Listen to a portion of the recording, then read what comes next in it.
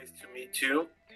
Nice This to meet is you. Luis Kramer from Argentina, radio program Cinephilia. I would like to know, first of all, congratulations for your participation in this movie. I would like to know if you have seen previously Dog Day Afternoon, the film directed by Sidney Lumet from 1975, because there is some intertextuality between your film and this one. Yes, yeah, of course I've seen Dog Day Afternoon. I've seen most of Sidney Lumet's films, and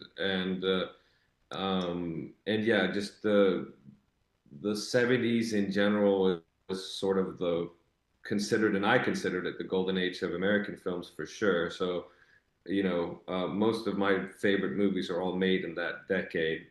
Um, and and yeah, so of course, there's plenty of similarities.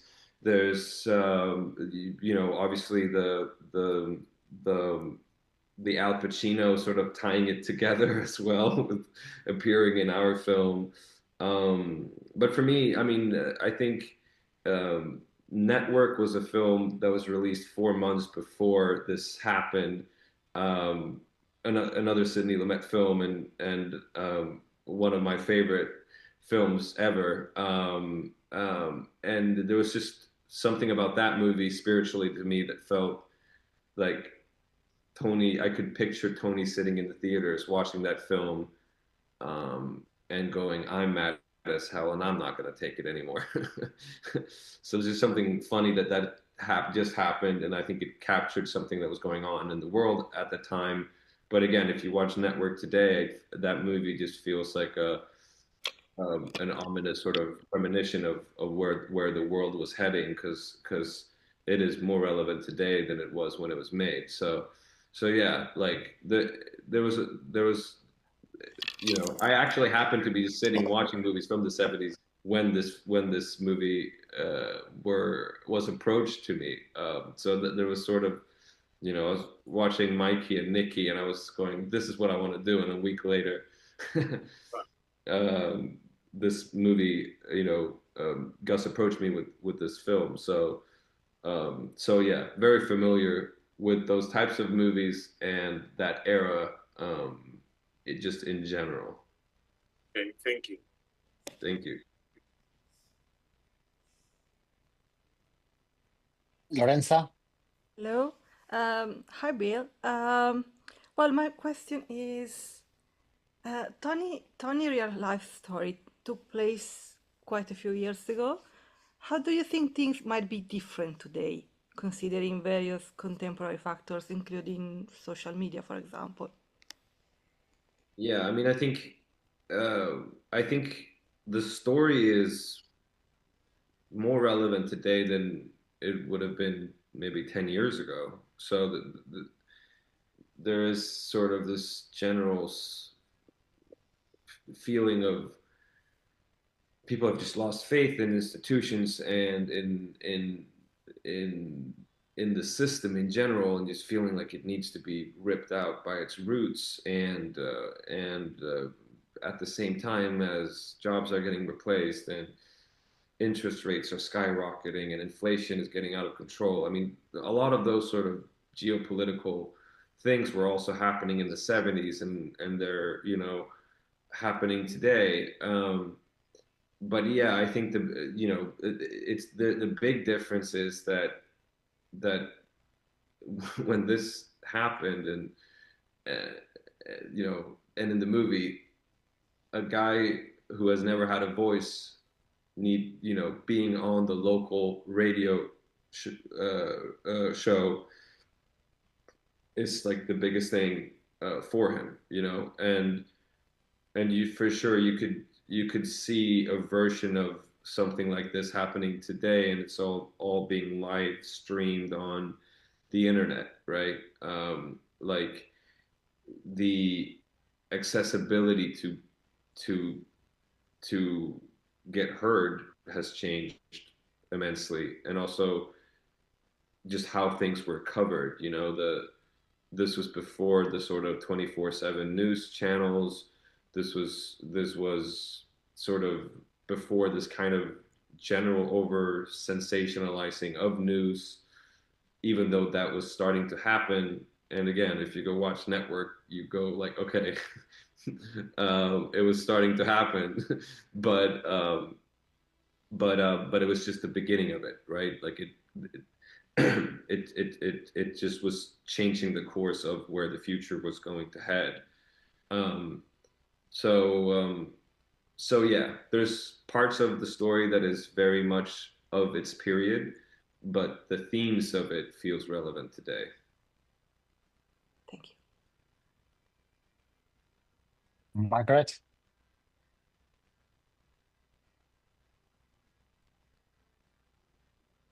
I would think that working with Draco was quite challenging.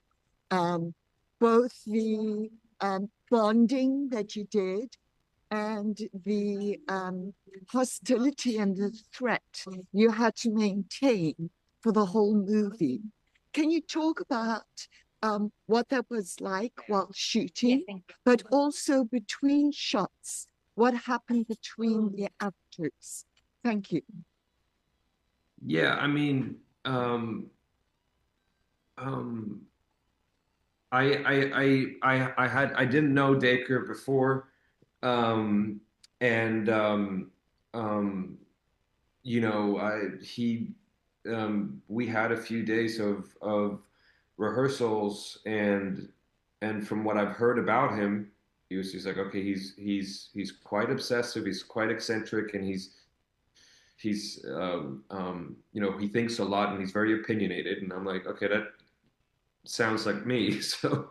So we got along off the bat. You know, I think Dacre might have had different ways, like, you know, beforehand. He's like, oh, you know, he just came out of this very sort of demanding role that he did in film, and you know, he was separated from everyone on it, and he had this whole thing, and that's just not how I work. I mean, I think that for me, it's just like if you're working closely with someone, the more you know each other, the more secure you are, the more, you know, the more safe you feel around each other, the more you can trust each other and explore, you know. Um, and we got along really well. So I think for him, it was just like you know, he was saying that like, oh, normally I don't hang out with people I work with, but you know, I made sure that he did. So we hung out a lot, and we enjoyed each other's company, and you know, and he became a good friend. And then yeah, I mean, I don't have a problem of switching it on and off. Once the cameras are rolling, I'm fully committed to the reality of that, you know. And once the cameras break, the mirage and the sort of fantasy land of where you live that you commit 100% to is gone, and then I treat that as a different sort of reality almost. And yeah, and then you know, we trusted each other. He was feeding me a lot of stuff that I fed back to him, and what I fed to him, he was hearing and feeding back to me. So you're lucky when you're working with an actor that is alive and present and there, and I feel like the best actors to work with are the ones that listen and the ones that are there. And then, you know, if I do this, they react to it. So you feel like, you know, the two of you are dancing together and you're alive and you're creating something together, like just like real life, where there's cause and effect of everything that we do. So so I wouldn't. I actually think that. I mean, there's always difficulties on any given movie for different reasons, but like I think we had a lot of fun doing it. You know, I think we both enjoyed working together, and I think he made me better, and I hope I made him better too. Thank you. Andre? Mr. Skarsgård, do you remember a specific direction Gus Van Sant gave you in a key scene that reshaped how you approach the psychology of your character? No, not really, and I don't think like that's not how Gus approaches it either. Like he's not one that goes like, this is think about this with your character. I think he's,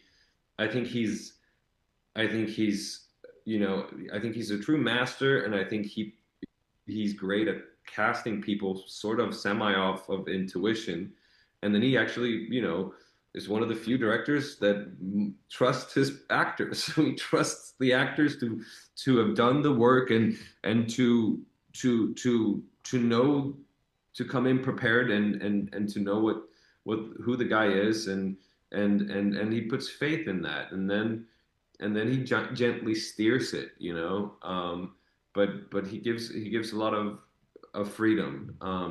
And then I mean, beforehand we had more conversations. Beforehand, before shooting, we had a lot of conversations about sort of psychology behind Tony and the real Tony and the character Tony, and you know, I would share it with him. Like there's quite a lot of stuff you could find on the internet of like, there's a psychiatrist who kind of wrote a whole, you know, analysis on the Tony Kuritz's case that I was reading, and it was talking about sort of male menopause. I can't remember the word for it, but it was like there's something happening with men in their mid 40s that can trigger manic episodes, and like I don't know, it was quite out there, but I was like, I've never heard about this before, and I shared it with him, and we had a laugh about that, and like maybe that's some of it's part of that, and so beforehand there was a lot of conversations about understanding the psyche of the guy, but on the day it was he was, you know, he gave a lot of freedom, and I'm an actor that like you're never gonna get two takes that are exactly the same with me. I don't understand the point in it, you know. So if the cameras are rolling, and they're going to be a little bit different every time, and you know, certain things he could come up and go like, oh, this was pretty good, or like maybe take it down a little bit, or you know, gentle sort of steering me into the right direction. But yeah, that was more it. Okay, thank you. Thank you. Luis. Bill, I'm so interested in the first scenes of the movie in which the tension is growing very, very slowly, and your character is so in his very own thoughts. I would like to know how you created all this atmosphere and all the tension that flows in the air.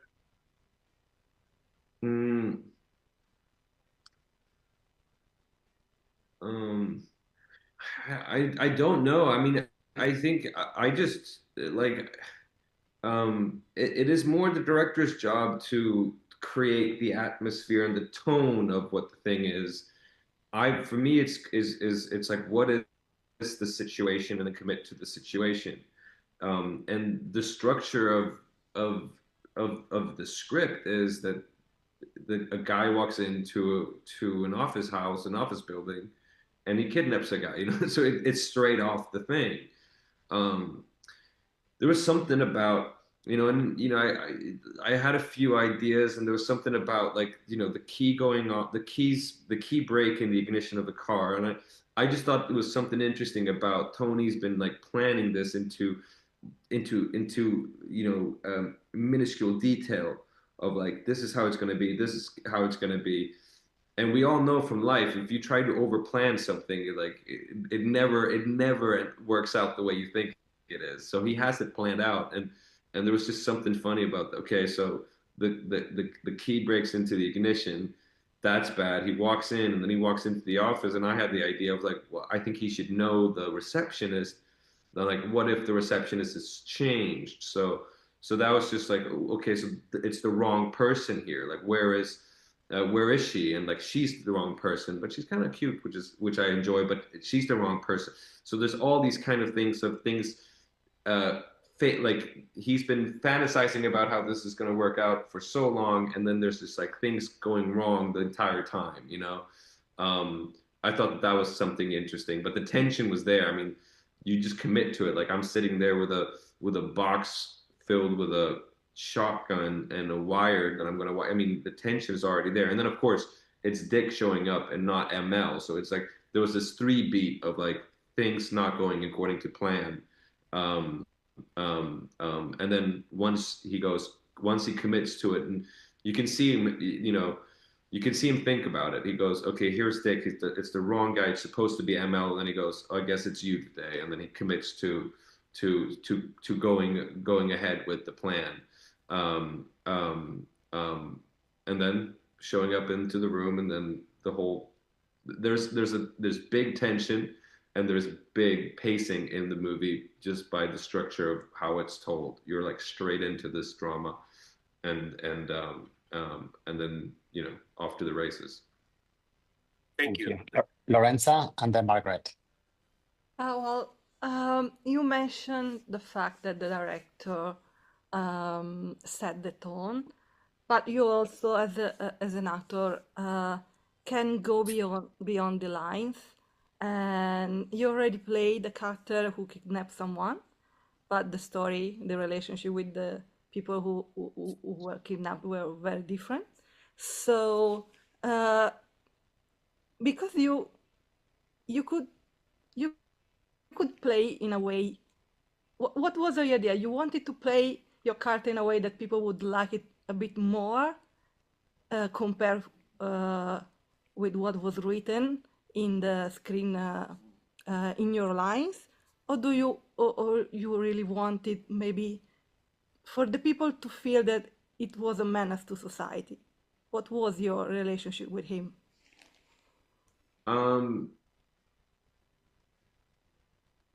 No, I wanted I didn't have an intention, and like I want people to have this opinion on him. When I was performing it and I was doing it, I very much had to feel like Tony's in the right here. Even though I knew he wasn't, but I was like, that was the embodiment of the characters. Like he's no, like I'm.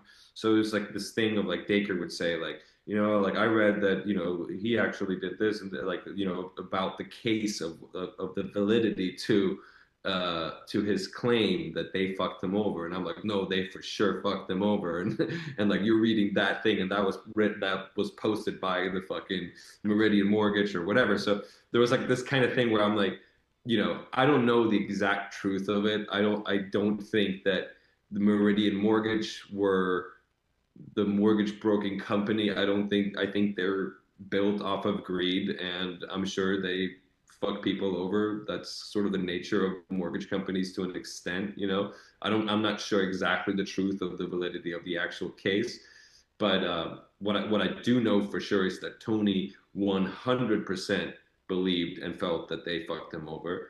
And I think he went with that belief all the way until his grave.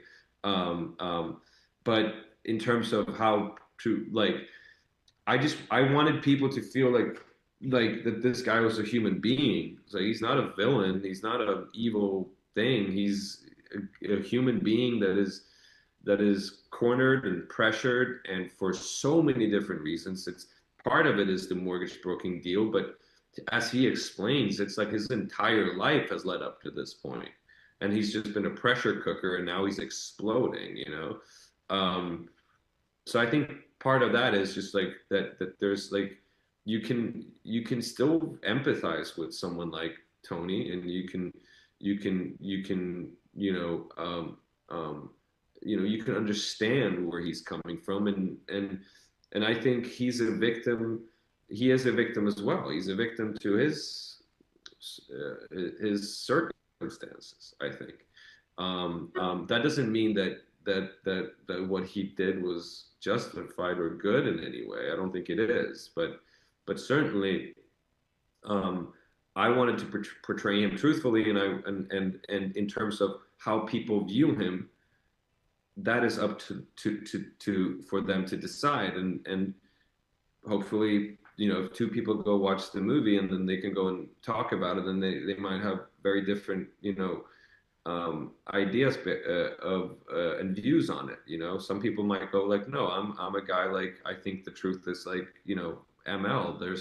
If it's in the contract, it's in the contract, and if you get fucked over, it's your fault because you didn't read the contract thoroughly enough, or you weren't as good of a fucking player or a shark as the other shark, and it's just eat or be eaten. and there's that element to it, and some people might choose to live in that kind of way of looking at it. But you could also go like maybe the institution or maybe the structure of this is not the most humane way of doing things. Um, but yeah, for me it was never I never had a clear sort of I want people to feel this. I just want people to go to watch it and go and be, be entertained, but also feel like this is a human being, and with all of his flaws, he's still human, and and you could understand how a human being can get pushed to this point, um, um, to an extent at least.